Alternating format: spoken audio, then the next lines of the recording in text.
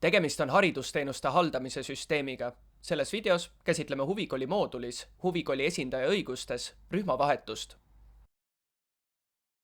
Kui mingil põhjusel on vaja õppuril muuta huvikooli rühma, siis tuleb minna lapsed rühmas vaatesse. Vajutame avalehelt asutusesindaja kastikeses olevale kooli nimele ning alla kerides jõuame rühmade nimekirjani. Siit valime rühma, milles soovime õppuri teise rühma tõsta. Meie näite puhul soovime õppuri Ruut Metsa tõsta hip-hopi rühmast rahvatantsurühma. Nii et vajutamegi hip-hopi rühma peale ning õpilased nupule vajutades näemegi õppurite nimekirja, kus saamegi rühmavahetust alustada. Selleks vajutame vastava õppuri rea lõpus olevale 3 punkti ikoonile. Avanevas rippmenüüs vajutame tõsta teise rühma nupule. Nüüd avaneb pop-up aken, kus on toodud õppuri kohta olemasolev informatsioon ning ka 3 nõutud välja. Õppurile tuleb määrata uus rühm, tuleb lisada ka üks uue rühma hindadest ning tuleb määrata ka, millal muudatus kehtivaks saab. Alustame rühma valimisega. Rippmenüüs on kõik rühmad, mis on antud õppeaastal huvikoolil olemas. Mainin, et rühmavahetus saab teha ka siis, kui rühma kohtade arv on täis. Meie näite puhul valime rühmaks rahvatantsu. Seejärel määrame uue hinna. Siin rippmenüüs on kõik uue rühmaga seotud hinnad.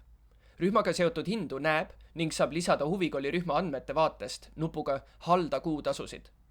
Ruut Mets on kirglik rahvatantsu poole ning soovib meie näitest 4 tundi nädalas kohal käia. Muudatuse kehtivuse algus tuleb ka määrata. Selle minimaalseks väärtuseks on muudatuse tegemise hetkele eelneva kuu esimene päev. Meie näite puhul on 18. juuni, nii et minimaalseks väärtuseks saame valida 1. mai. Maksimaalseks väärtuseks aga on õppeaasta lõpp ehk 31. august. Kui oleme kehtiv alates väljagi täitnud, siis saame taotluse lisada käskirja ootele.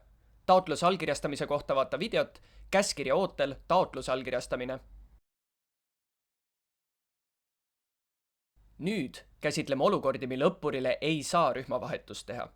Kui õppuri kohta on juba tehtud rühmavahetus, mis ei ole veel allkirjastatud, siis uue taotluse tegemisel pop-up akna ülemises osas sinise kasti sees on ka vastav info.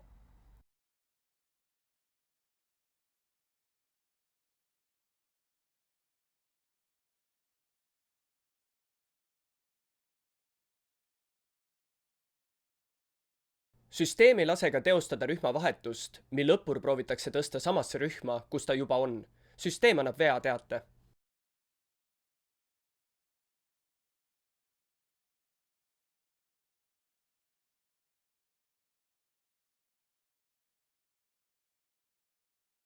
Kui õppuril on antud rühmast juba olemas allkirjastatud rühmavahetuse taotlus, siis enam teist korda samast rühmast rühmavahetust teha ei saa. Juba tehtud rühmavahetusest annab aimu pop-up aknas sinisel taustal tekst. Sellisel juhul uuesti rühmavahetust teha proovides annab süsteem vea teate.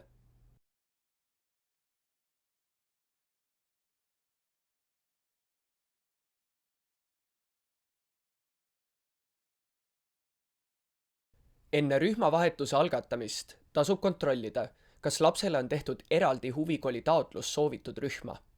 Siin näites näeme, et Leilal on eraldi taotlus juba olemas. Kui taotlust ei ole, siis võib rühmavahetuse algatada rühma nimekirjast, sest kui teha rühmavahetus rühma nimekirjast ning hiljem minna huvikooli taotlust menetlema ja kohta pakkuma, siis annab koha pakkumise hetkes süsteem vea teate. Antud lapsel on juba olemas aktiivne taotlus sellesse rühma. Sellisel juhul tuleks antud taotlus lihtsalt tagasi lükata.